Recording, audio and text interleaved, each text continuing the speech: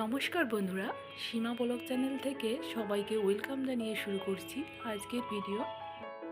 আজকে আমি এমন একটি বিস্কুট শেয়ার করব যে বিস্কুটটি হবে খাস্তা মুচমুচে, চায়ের সাথে খেতে খুবই সুস্বাদু বিস্কুট আমি করেছি। তবে এটা বাদাম দিয়ে করেছি, এ কারণে টেস্টটা কিন্তু বেড়ে যায়। আপনারা একবার করলে আবার করতে কিন্তু বাধ্য হবেন।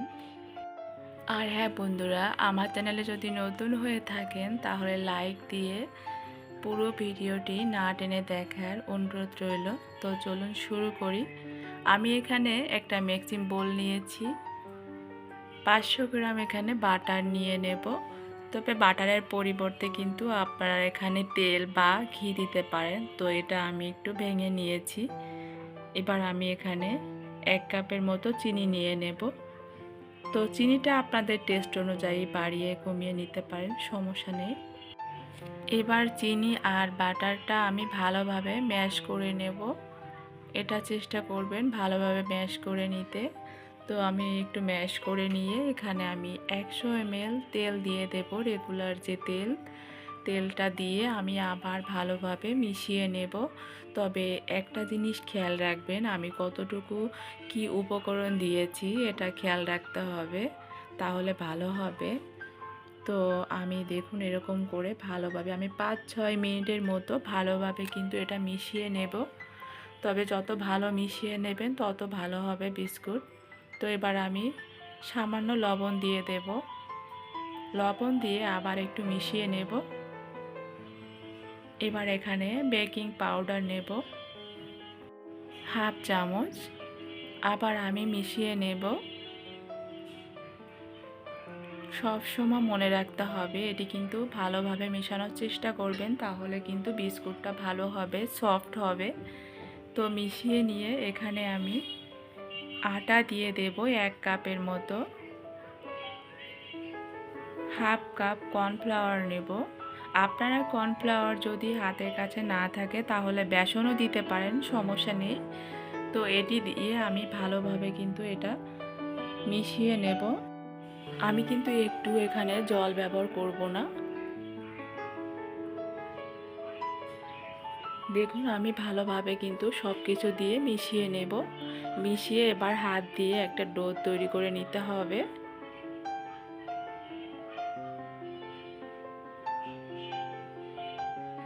আর এখানে আমি চীনা বাদাম আর কাজু বাদাম আমি এখানে ভেজে গুঁড়া করে নিয়েছি। এবার আমি এখানে সেই বাদাম অল্প অল্প করে দিয়ে সেই ডোরটা আমি আবার করে নেব।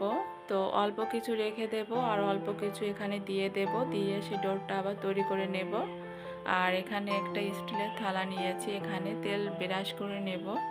যেহেতু আমি এখানে চুলায় করব, ওভেন ছাড়া, তাহলে কোনো বাটার পেপার কিছুই লাগবে না তেল ব্রাশ করে নিলে। আর এখানে সেই ডোর থেকে কিছু নিয়ে আমি হাত দিয়ে ঘুরিয়ে ঘুরিয়ে একটু লম্বা করে দেখুন একটু ডিজাইন করে নেব। ঠিক এরকম করে ডিজাইন করে এবার আমি সেই বাদামের উপরে দিয়ে কিছু লাগিয়ে নেব। তবে এখানে হালকাভাবে লাগাতে হবে, ঠেসে ঠেসে লাগানোর চেষ্টা করবেন না। তো আমার অলরেডি কিন্তু একটা করা হয়ে গিয়েছে, আবার একটা করে দেখাবো। আর হ্যাঁ বন্ধুরা, আমি এই যে লম্বা করে করছি, আপনারা চাইলে কিন্তু এখানে গোল করে করতে পারেন, আপনাদের ইচ্ছা অনুযায়ী আপনারা ডিজাইন দিতে পারেন, সমস্যা নেই। তো আমি একটু লম্বা করে মাঝে একটু মোটা রেখে দুপাশে একটু সরু করে দিয়েছি।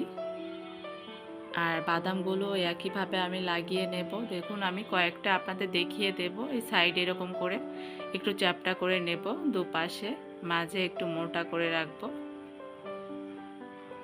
একদম সহজ কিন্তু করা। তবে বাদামটা লাগানোর সময় কিন্তু চেপে চেপে দেবেন না, আলতাভাবে লাগাতে হবে, এটা খেয়াল রাখবেন। তো দেখুন আমি কয়েকটা আপনাদের করে দেখিয়েছি। আপনারা এবার আর যে কোনো কেউ কিন্তু দেখলেই করে নিতে পারবেন, সমস্যা নেই। তো বন্ধুরা আমি সবগুলো কিন্তু একইভাবে করে নিয়েছি দেখুন।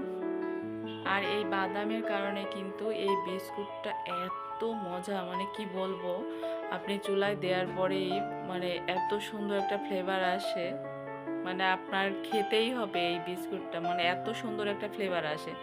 আপনি একবার খেলে দেখা যায় আবার খেতে মন চাইবে আপনার, বা আপনি বাধ্য হবেন খেতে। তো যাই হোক, আমি সবগুলো তুলে নিয়েছি, তুলে একটা প্যান বসিয়ে দিয়েছি। একটু গরম হয়ে গেলে আমি সেই থালাটা ওটার উপরে দিয়ে দেব, দিয়ে আমি ঢাকনা দিয়ে ঢেকে দেব। তবে কাচের জিনিস দিয়ে ঢাকার চেষ্টা করবেন না। তো ঢাকনা দিয়ে ঢেকে আমি এখানে 45 মিনিটের মতো রেখে দেব। দেখুন বন্ধুরা, আমি এখানে 45 মিনিট পরে চলে আসছি, আর দেখুন কত সুন্দর ফুলে উঠেছে, আর দেখতে কত সুন্দর লাগছে, আর ফ্লেভারটা যা আসছে না বন্ধুরা, মানে এটা বোঝাতে পারবো না। তো সবাইকে একবার হলেও বলবো, সবাই একবার হলেও এরকম করে নিতে বাসায়, তাহলে আসলে বুঝতে পারবেন যে এই বিস্কুটটা খেতে এত মজা আর এত টেস্টি। মানে বাদামের কারণে মানে সুন্দর একটা ফ্লেভার আসছে, যেটা আসলে বলে বোঝানোর মতো না আর কি। তো যাই হোক বন্ধুরা, দেখুন আমি বিস্কুটগুলো নামিয়ে নিয়েছি। আর আমার এই বিস্কুট রেসিপিটি কেমন হয়েছে অবশ্যই আমাকে কমেন্ট করতে ভুলবেন না বন্ধুরা।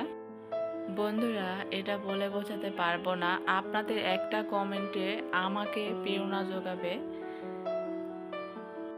আপনি মেহমানের সামনে দিলে এটা বুঝতেই পারবে না যে এটা দোকান থেকে নিয়ে আসছেন নাকি আপনি বাসায় তৈরি করছেন।